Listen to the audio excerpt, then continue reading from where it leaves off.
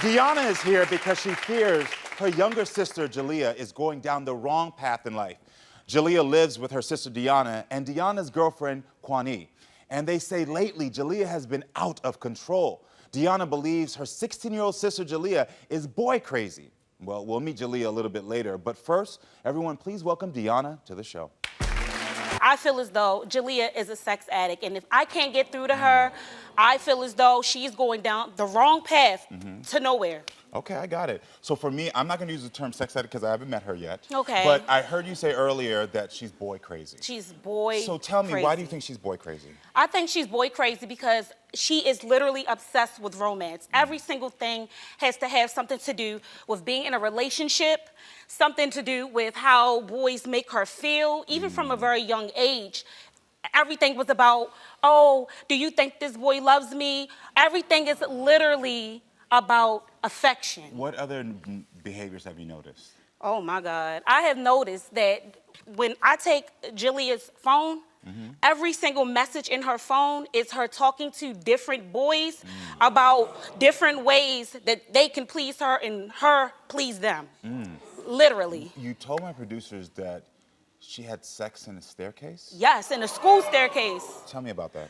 The only reason that I know that she did that is because when I went through her phone, I found her having multiple different social media accounts with like different names. And it makes me feel really scared because I feel as though if you can catfish people and talk to these different people, what else could you really do? I'm afraid that if she is to go out, that she won't come back home. I can hear the trepidation in your voice. Yes. And I can see the passion through how you're acting right now because this is your little sister. Yes, and I love her so much. Yeah, and I think that's what we have to remember is that this is your little sister that you see. She's 16. Yes. Yeah. You sent us messages that you found on Jalea's phone. Here, I want to go through these messages that you gave us. All right. See, if you did stay after school tomorrow, we could have sexual situations and I can give you a hickey. These are different boys, by the way. They're not the same guy. Yeah, I don't want to go too deep into yeah, these things. But But it gives me context of what's really going on. Yeah. Yeah. What was your reaction when you found these? I was scared. Yeah. I was disappointed more than anything else. I did talk to her about it, and she just lied about everything. Okay. And it's crazy because she looks so innocent. She has a really soft voice. She's a very pretty girl. She's highly intelligent. And so she really does know how to articulate herself.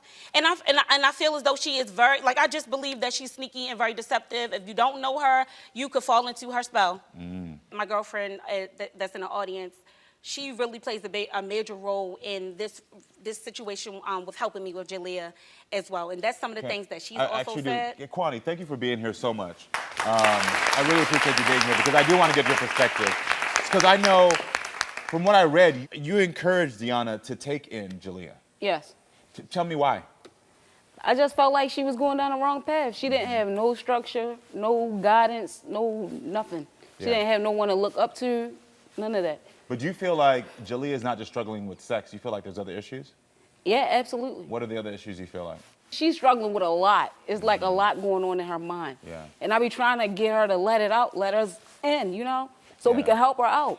But it's like once we get in and then we try to help her, she go the wrong way. I'm a teenager. I just turned 16 years old not too long ago. I feel like, why am I getting treated this way when every teenager did the same thing I did? Audience, so you guys were having sex on the stairwells at the age of 15? Most definitely wasn't acting like that at that age. Okay, so like no.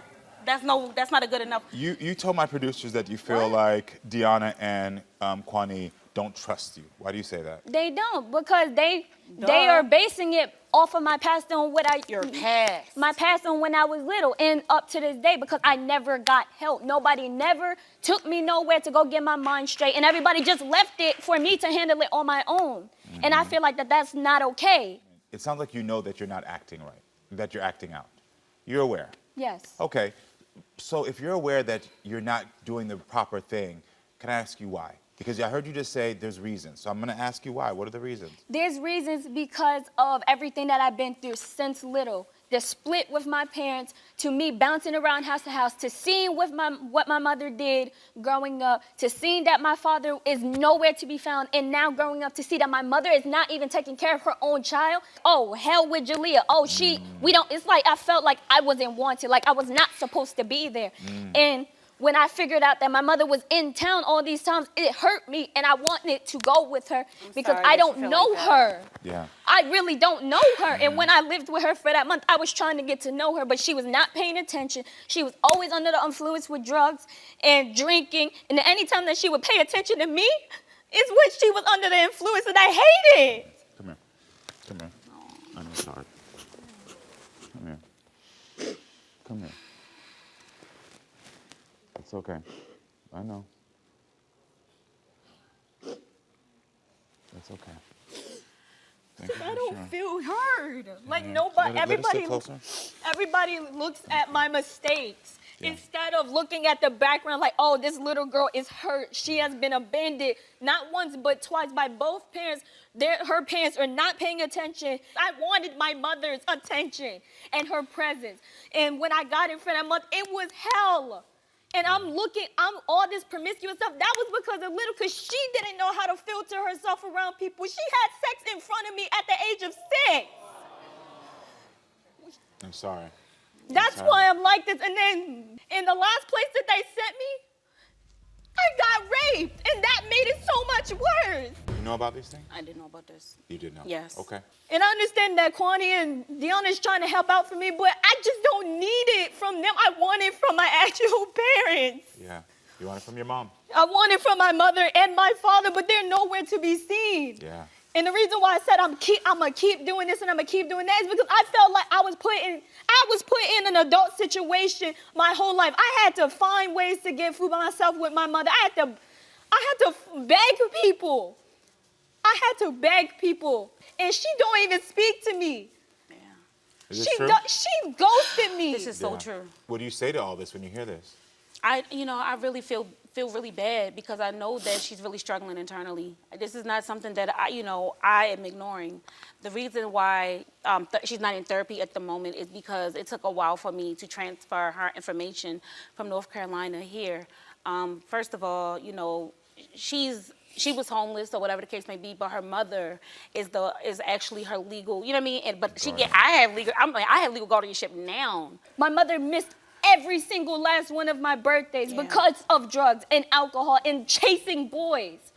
And that's why the way that I am, and it's not intentional. I'm still trying to adapt to this situation because I'm not used to being in a different state with different people, especially with How long my y'all been sister. together? Kwani and I? Yeah. 5 years. Okay. No, how long have y'all been living together? She's been going on a year now. A year. 1 year. Yes, 1 year, Okay. literally. Makes sense. First of all, can I tell you, and I want y'all to give some applause for this young lady. You are a very smart and vulnerable and beautiful young woman. Y'all are doing the best, but as adults, sometimes we get frustrated. We are at our wits' end. We don't know what to do, and we don't realize that the language we're using reinforces even more negative behavior coming out. Okay. Yes, she's lying to you all. Yeah. Point blank, we know it. Yes, she's manipulating you all when she can. Right. But you do understand that that's not always a negative behavior. It's a point of protection for her.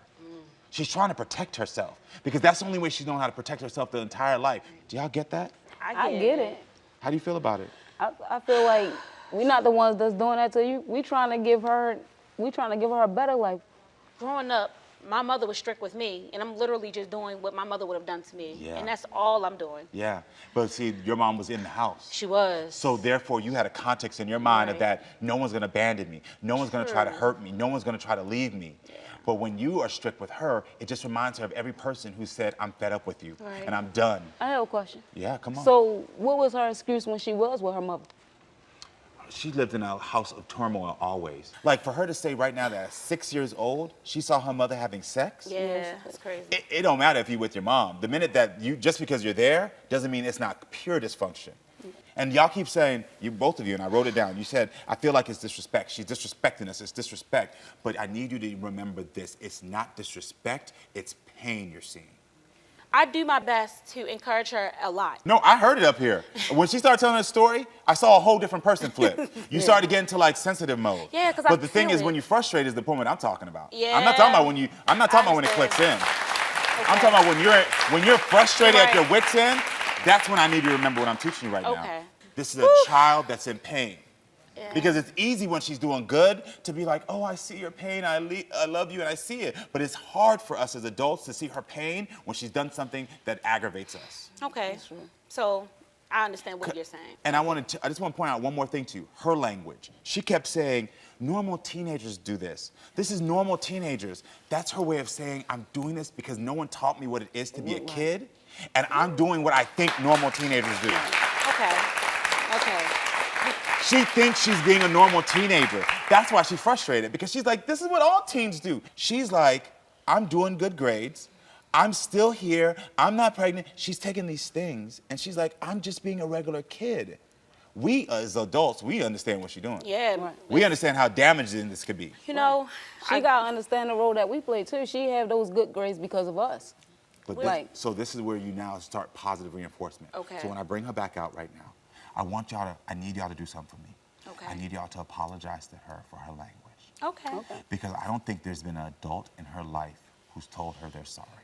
You took it in your heart to bring her in. Yes. And you are an amazing human being for that. You as well. Thank you. There's not even blood for you, and you over here doing stuff. Amazing human being.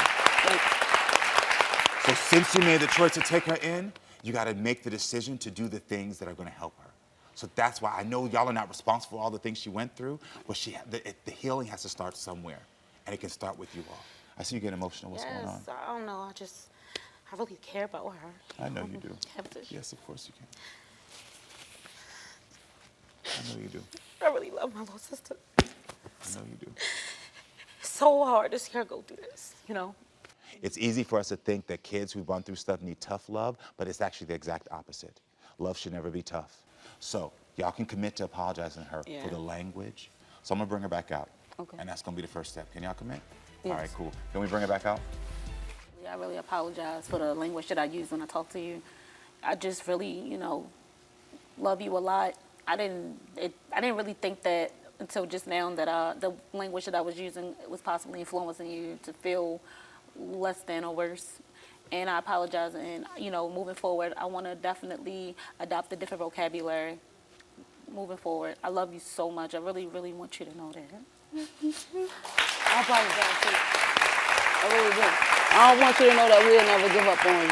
I'll never give up on you. We always going to be here for you. No matter what you want to do with your life, we're going to be here. We're going to stand behind you. They got you emotional quickly.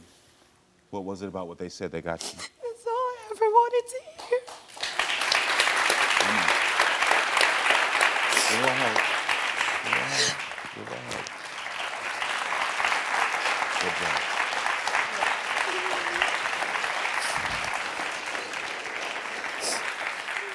I love you too. It's going to be all right. Now, you know that you got people here that love you, and they just told you they're not going to give up on you. And so I know that's sometimes hard for you to believe. You're here right now, but you might get home and you might be like, I don't know if I can trust this. But you gotta find the courage in yourself to trust this. She loves you. They both love you. They want to be here for you, and they're going to do everything in their power to be here for you your entire life. We all agree. You got a bright future ahead of you. Yeah, You're a smart young woman. And I'm not going to shame you just because you've made choices to have sex. I'm not going to shame you for that. What I'm going to do is encourage you to say, understand that you can protect yourself, understand your power, understand your beauty, and understand that people love you, want to be there for you. And now when it comes to your mother, there's something big I need you to hear. Because I know you want your mom. But your mom has an addiction. Until the addiction and your mom are separate, she's not going to be able to give you what you need. And I'm sorry, because you don't deserve that. But I think if you can understand that your mom is still in there, yeah, take some tissue. Your mom is in there. She loves you. I know it feels like she doesn't because you feel like she abandoned you. She does love you. It's just the addiction has a hold of her. You understand? So I'm saying this to you so you can understand. Yeah, okay, my mom does love me. She doesn't hate me. I'm not hated. But the addiction is clouding her. And one day I pray that the addiction will be gone. And I promise you, she's going to try to show up and give you the love. And hopefully as a young woman, having this language of understanding the difference between your mom and the addiction will maybe help you to say, you know what, let's try to talk it out. But understand that right now, she's not going to be able to give you what you need. But you have people who can. Can you receive that? Yes, sir. We love you and we believe in you, okay? Thank you. All right, Yes, you got we your love family. you. Love you. Hold up. Where are you going? I know you want to watch more Karamo, so click here to subscribe and click here to watch more so we can keep talking and growing, friends. I love you.